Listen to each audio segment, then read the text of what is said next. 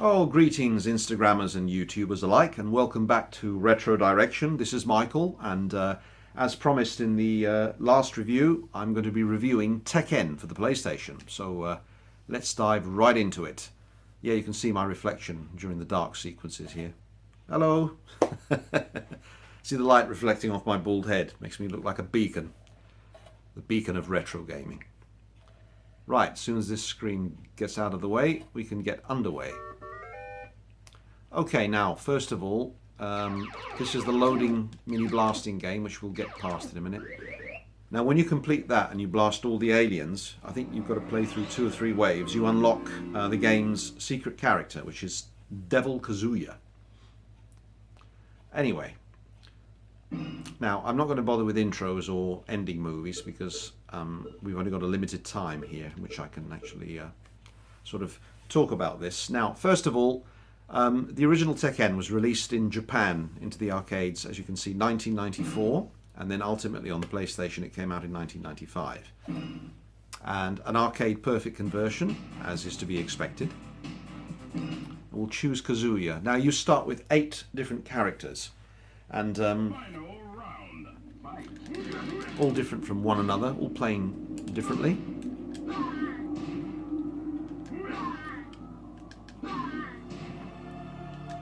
Now, although you can't see it very well on the HD TV, the game runs in high resolution. Now, there isn't any light sourcing on the characters, but there is shading.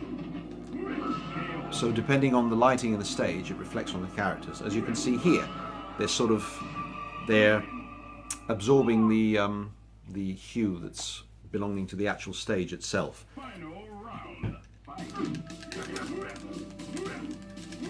Now, first of all, gameplay-wise, you'll find out that Tekken is actually a very well-designed game, and the gameplay is very well thought out indeed.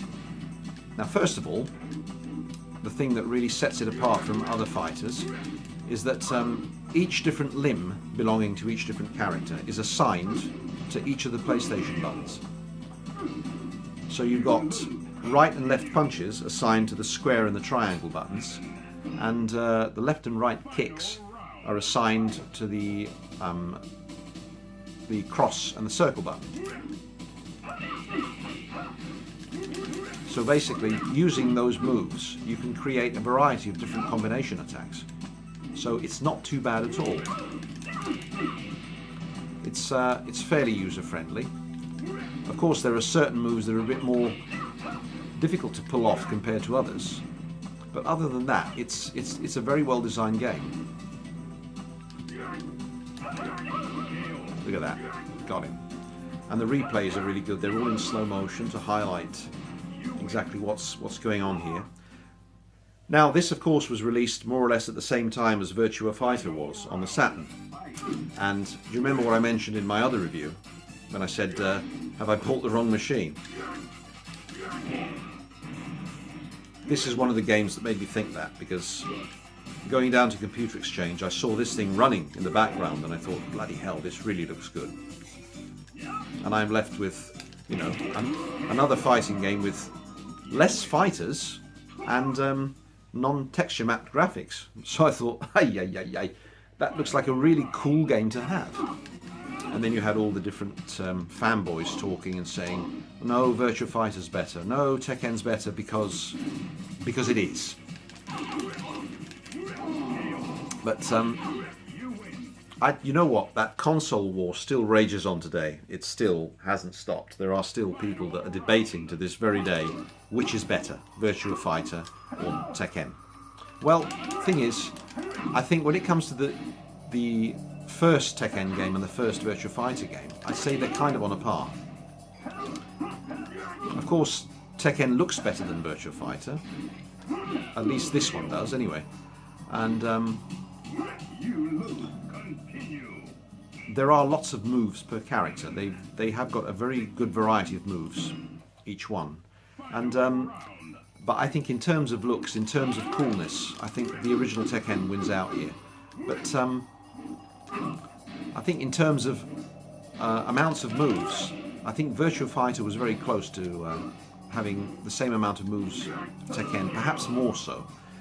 Now the thing with Tekken, it wasn't quite as user-friendly as the Saturn's Virtua Fighter, for the simple reason that when you played Virtua Fighter on the Saturn, you only had 3 buttons. You had guard, punch and kick. And with those 3 buttons, you could perform hundreds of moves, and that was actually really good. Also, Virtua Fighter is more technical as such, because it adopts real fighting styles very accurately, whereas Tekken is just an arcade fighter where you can string lots of moves together. But anyway, Virtua Fighter is not what we're talking about at the moment, but we will touch on that in later reviews. Now, Tekken, very well designed, very well thought out because of the different buttons assigned to each limb. The graphics are really good, the fighters look beautiful, the backgrounds are really interesting. Here you can see we're fighting in Venice, which was my home once. Quite accurate as well. You can see all of the right buildings in the right places there in the background. According to the geographical location here, they're fighting on St. George's Island, which is right across the way from St. Mark's Square, you can see there. But anyway, I could easily go into a history lesson on Venice. But anyway, very much like I said in the Ridge Racer review, this is the game that shows off your PlayStation to your mates. This is what wowed audiences when it was first released. Now, because the arcade version is based on PlayStation hardware, the home version looks exactly the same. There are virtually no differences at all.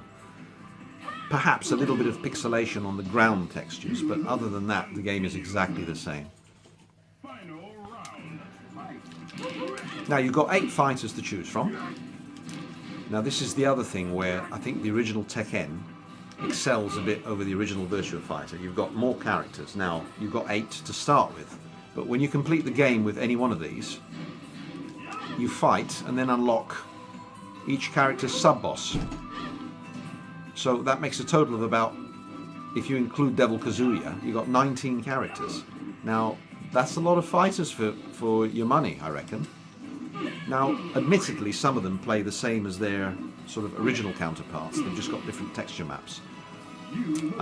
For example, the one I've unlocked here is Wang Jinrei. Now, he plays the same as Michelle, but he's got a few moves of his own.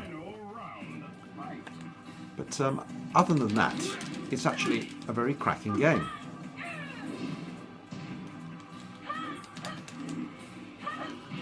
Now, you've got different types of characters as well. You've got your main villain here, or I think he's a villain, or is he an anti-hero? No, I think he's classed as the villain.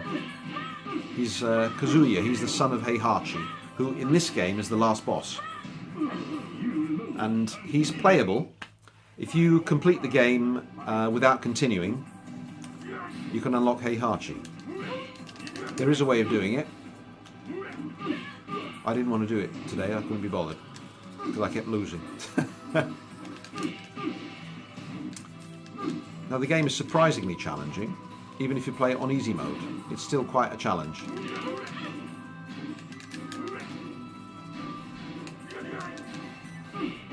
Oh, she's got me again. There you go. So basically what you're seeing here is not only my review, but you're seeing me continuously get slaughtered by Michelle Chang here, or Wang, whatever her name is. Ah, gotcha. Oh.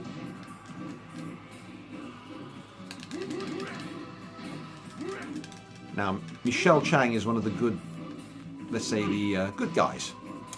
She's a naturist of sorts.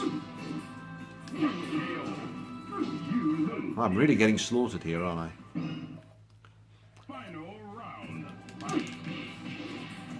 But anyway, aside from that, you've got some very good light source. Well, not light sourcing. I'd say you've got some good lighting here. There isn't any light sourcing, not in this game. There is in the subsequent game, in the sequel, which I'll be reviewing perhaps in the next video. I might as well get through the Tekken games, why not? But anyway, you know, the funny thing was, when this came out, you heard the fanboys and you heard the Sega enthusiasts, you heard the Sony people saying, oh, Tekken's better, it looks amazing, look at that, yours looks crap because it's just boring old polygons without any textures on them. And you've got less fighters. You only unlock one at the end, and that's it. Now, of note here, when you unlock all your sub-bosses, now I'm talking about only the main characters. They've each got really cool ending movies, which are really worth sort of playing to the end for. So basically, each character has a story. They each have a motive for entering this so-called King of Iron Fist tournament, which is the storyline of the game. So basically, those reasons are all reflected in each fighter's ending movies, which are quite a spectacle, actually. Of course, if you look at them now, you'd think, yeah, they're not so hot. But when the game first came out, they were quite superb.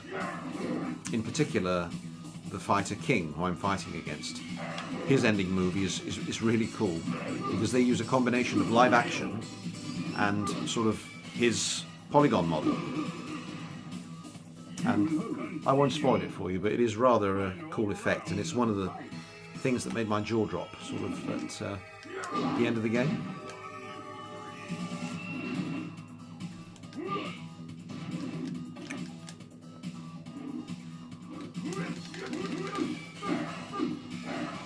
Now, the other characteristic of this game is that each character has got one or more sets of 10-string combos. Basically, you've got it's sort of a preset, let's say, set of moves that if you punch the right combination in with the right timings, you get your character to perform a 10-hit combo, which takes off a huge amount of health from your opponent. If you connect properly, and if you get the first couple of hits right, it's unstoppable. Ah, finally got him. There you go. And that's pretty much Tekken in a nutshell. Now, there aren't too many options or extras to unlock here, aside from the sub-bosses. Now, here's one of them. Now, this is Li Chaolan. Now, Li Chaolan is quite a formidable opponent. Now, he's based on the character Law. He's got the same moves, bar a couple of different ones, and in particular, he's got an infinite kick combo. Now, if he connects with that one, if he connects with the first couple of hits, you can't block it. You just have to stand there and get killed, because he will not stop doing that combo. He doesn't tend to spam it, thankfully.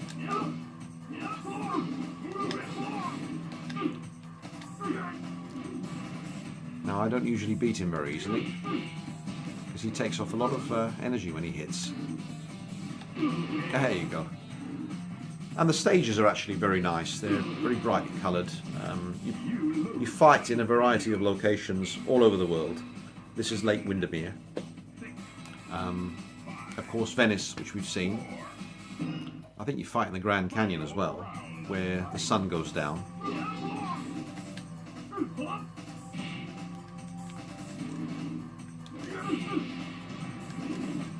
And of course, the music is cool. The music is really good. There are a couple of tracks I actually downloaded from this game, and I sort of I put them on a CD and play them at home, or play them in the car when I'm driving. It's really good.